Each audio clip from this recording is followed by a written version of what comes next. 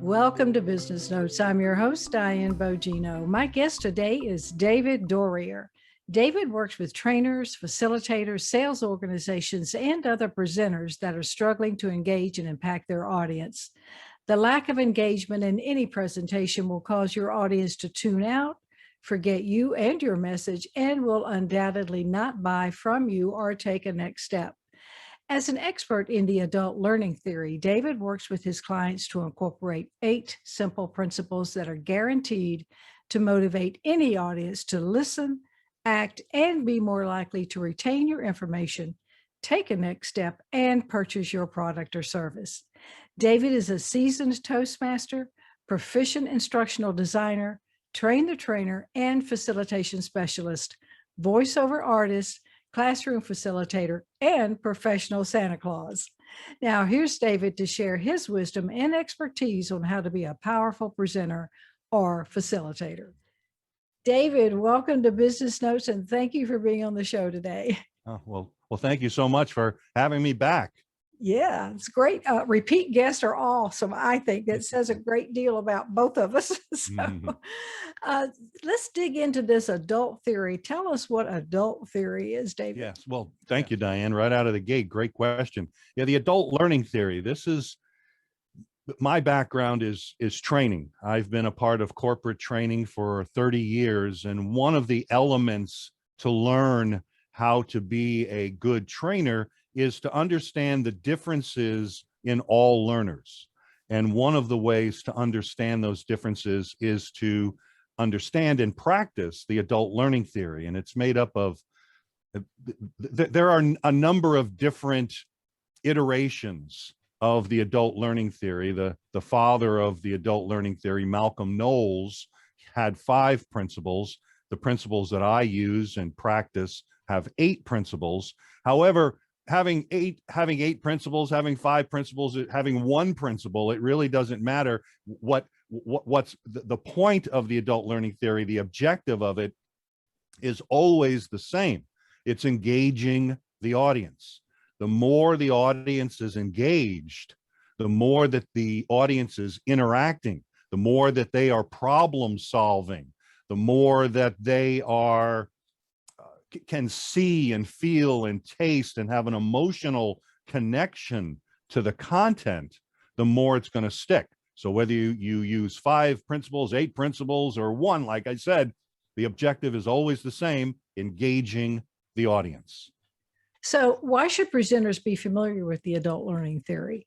I feel that they should be familiar with it for 2 reasons. Well, for a lot of reasons, but they can use it in 2 situations. One, when they're actually on the stage, the adult learning theory, the principles, again, what I mentioned earlier, all about engaging the audience. So one of the principles is the principle of repetition.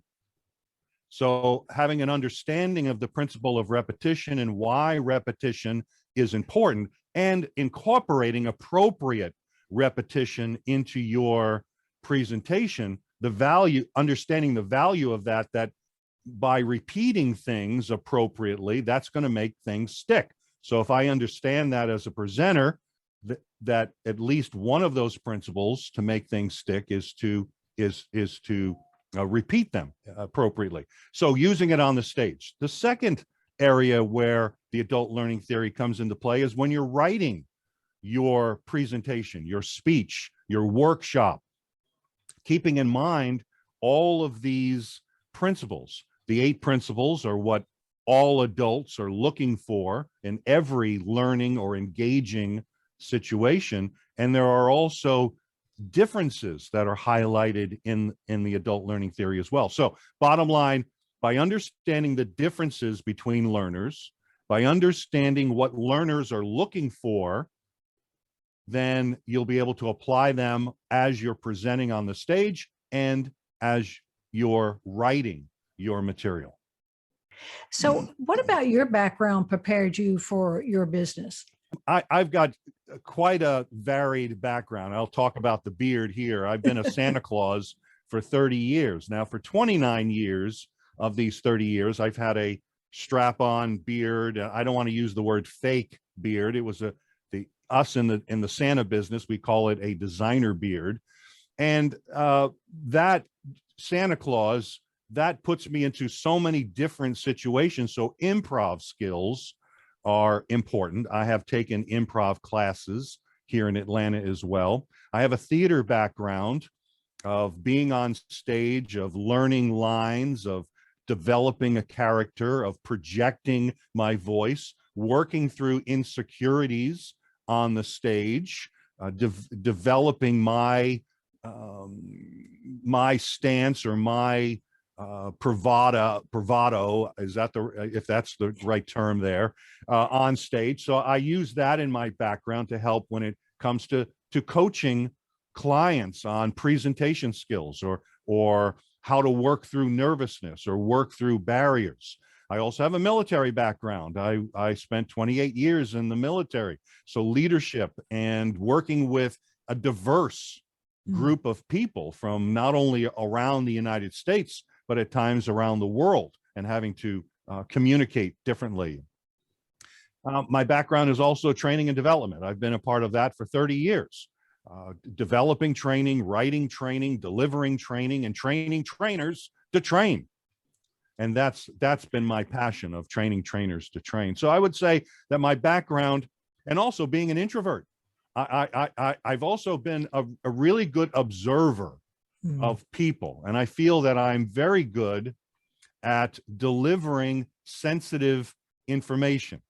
Giving someone feedback on their presentation skills is like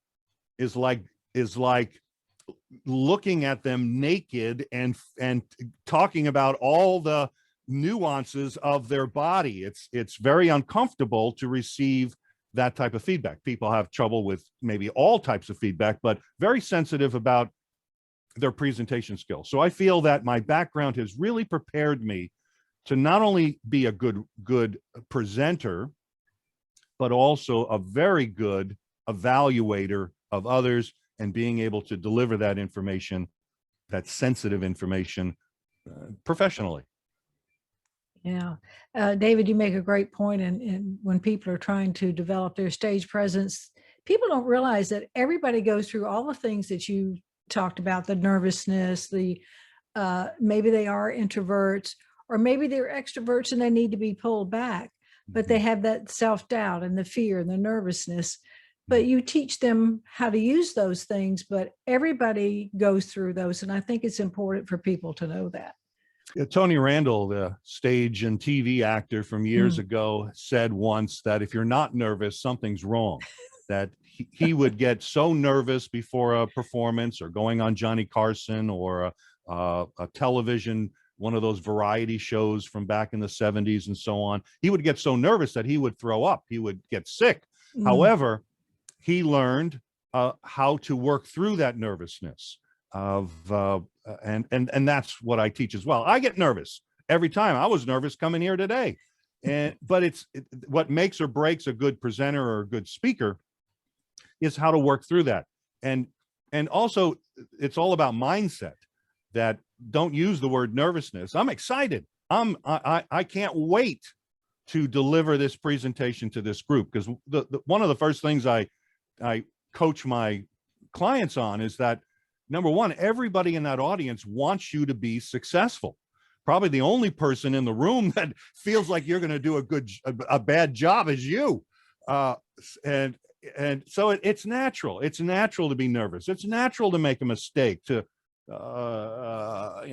lose your place once in a while. But it's what makes or breaks a great speaker is how they bounce back from that, and take that moment to pause, gather your thoughts, make fun of it if you have to. Make fun. Oh, there I go again. There's my senior moment again, or whatever it is, and move on. Yeah. So based on your experience, what do you think that presenters struggle with the most these days? I think the number one would be the data dump. It's that we, as subject matter experts, we are expert in what we do. In my case, presentation skills, technical mumbo jumbo about presentation skills. However, my audience may be hearing this information for the very first time. So the area that I have found with subject matter experts is they'll come into a room with an enormous amount of information and they just dump it onto their audience without first analyzing, where is my audience's current proficiency level? What is their current knowledge of this product? So I would say number one, that subject matter experts have a problem with, it's the data dump. That's something that we all struggle with. Many of us subject matter experts have realized that we do it, so we've corrected it. But I would say that there's a large number that don't realize that they're doing the data dump. Sure. And, David, caring about it, you want people to have the information and you want them to learn. So it's understandable that people struggle with that. So, in my world, I talk about employee engagement. In your world, you talk about audience engagement. Would you define that for our audience today? This is a question I ask all of my students, all of the folks that I coach and teach it was one of the first things we talk about at the beginning of the session, because we need to define, so we're all on the same page, what engagement means.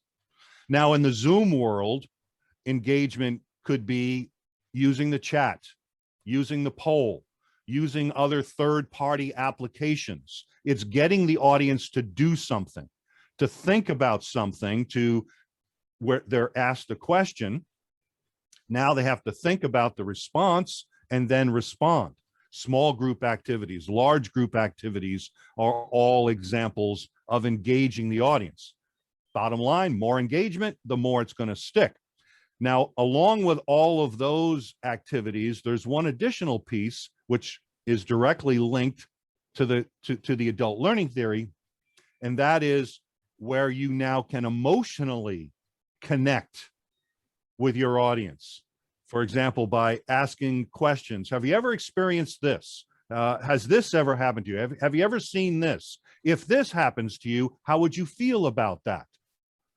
Getting the audience now to, here's another part of the adult learning theory, is relevance.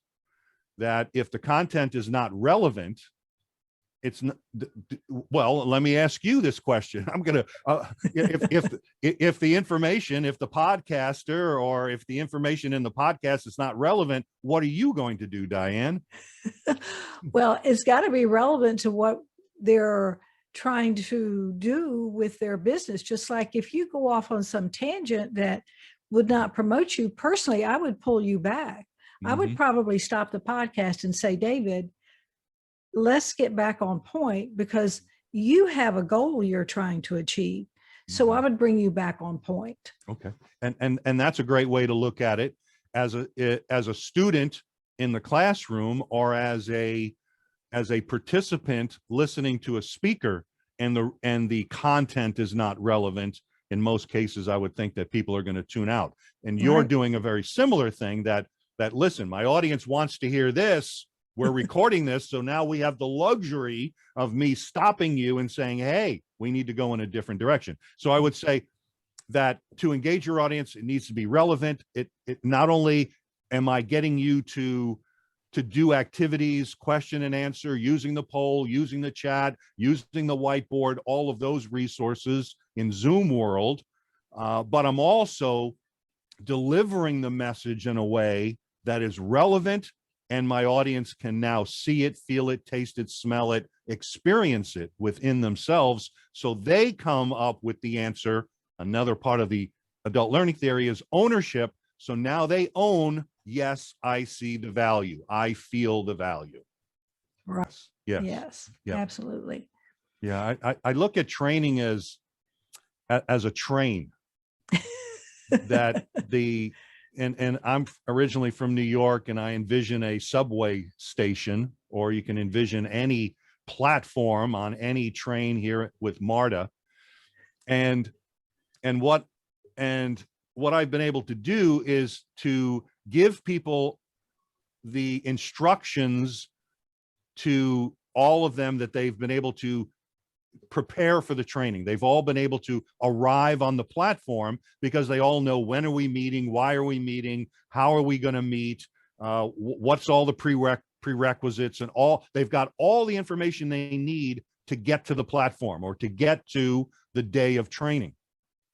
Now my job as a facilitator is to get them on the train, to get everybody on the same train. And to do that, I have to create an opening that describes the value. Why are we here? What are we doing? When we get to the destination, you're going to have X. You're all going to receive X. And the reason you're going to get X is because it's going to have this value for you, each and every one of you. Now I've been able to describe the value in a way that everybody's on the train. Mhm. Now, as we go through the lesson, I want to make sure that nobody's getting off at different stops or no one's falling off the train.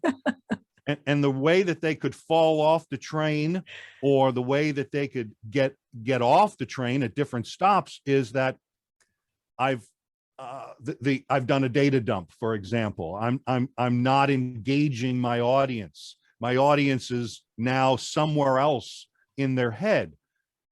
And I'm sure you and people that are watching this have experienced that in a training situation or listening to someone at work deliver just data and they're lost. I see that as that they fell off the train. I love that analogy. That is great. So how in the world did you wind up in this business of helping presenters connect with their audience? My training career started back in the mid 90s with the military, where I was hired to work at Dobbins Air Force Base as an instructor in my career field, logistics, loading airplanes and downloading airplanes and loading everything and anything on a plane that would fit on a military or civilian aircraft. So from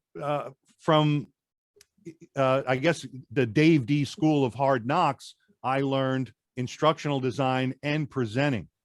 And because I'm a perfectionist, I wanted to make sure that every time I got up in front of that audience to deliver content, that I was doing the best job I could. So I started researching on facilitation, on teaching, learned about the adult learning theory, understood the differences, that we're not all the same. Everybody's different. Everybody learns differently, and started to apply those things. And then when I left the military and started working in corporate, one of the companies I worked for had an internal training program. And we started training the trainers that were part of our organization. And I just loved it.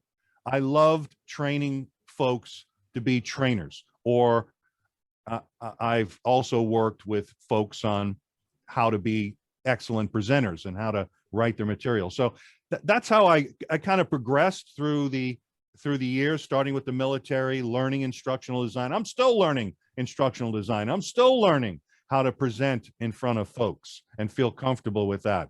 But I just love helping people to be the best presenter that they can be. Yeah, your love for your craft is obvious, David. That's great. And who is your ideal client? My ideal client would be an organization with a group of trainers. A lot of times training organizations have a group of trainers in their training department, and many of them have come from working their way through the ranks of the organization. They're subject matter experts. They're great understanding their subject, but the area that they struggle with is how to facilitate and how to engage others. So one ideal customer would be the training organization, also sales organizations. The more that I train trainers to train, the more I use these principles, the more I saw that any presenter, including salespeople, can use these same principles. For example, the principle of ownership, that in a classroom, my students, my learners have to get to a point where they now see the value of learning this new information, that if I learn this, then I'm going to get this positive result. Same things needed in sales. I need to be able to present my product in a way that now you see the value of spending the money of using this product. So Yeah. it's the same thing, principle of ownership. Yeah, great. And what is it that you love about coaching and training others, David? The aha factor. Every time I ask trainers, what is it you love about training? And they all say the same thing, the aha, to be able to see that in the faces, in the eyes, in the presentation skills, the improvement in the presentation skills, to see that and to see them come back and say, wow, this was something. Yes, I was nervous, but I was able to work through it, and I applied this and I applied that, and it's all starting to pay off. That to me is, yeah, I love that. All right. So David, if somebody wants to get a hold of you, they can email you, they can go to your website. You can do virtual or in person these days, I assume. Yes, that's correct. Okay. And you are even a certified virtual presenter, I believe, correct? Certified virtual presenter and certified virtual facilitator. Aha. Good. Yeah, some Good. fancy titles. Well, it's good to know that when you go to train people, they've got somebody that knows what they're doing. So I appreciate your time today. You've really brought some good information to our audience, and I hope that this message reaches the ears of some executives as well, because to promote their company and their products and their services, I think they need to get out there and engage their audience as well. Well, I know you said we're getting to the end, but you asked earlier about the engaging the employee, engaging your audience. Just basic presentation skills. The lack of basic presentation skills is a nonverbal to your audience. If you're trying to engage your employees, I would say that at one of the things at the foundation would be basic professional presentation skills. The lack of them is going to send a message to people of like he doesn't care, or look at this guy, every other word out of his or her mouth, getting lost and no excitement, no motivation. That sends a message to not only the internal folks, but your external clients as well. Absolutely. Excellent point. That is a great way to end this one too, David. Thank you so much. I appreciate your time today. Thank you for watching Business Notes. We've been speaking with David Doerrier, who works with trainers, facilitators, sales organizations, and other presenters that are struggling to engage and impact their audience. I'm your host, Diane Bogino, bringing you business ideas you can bank on.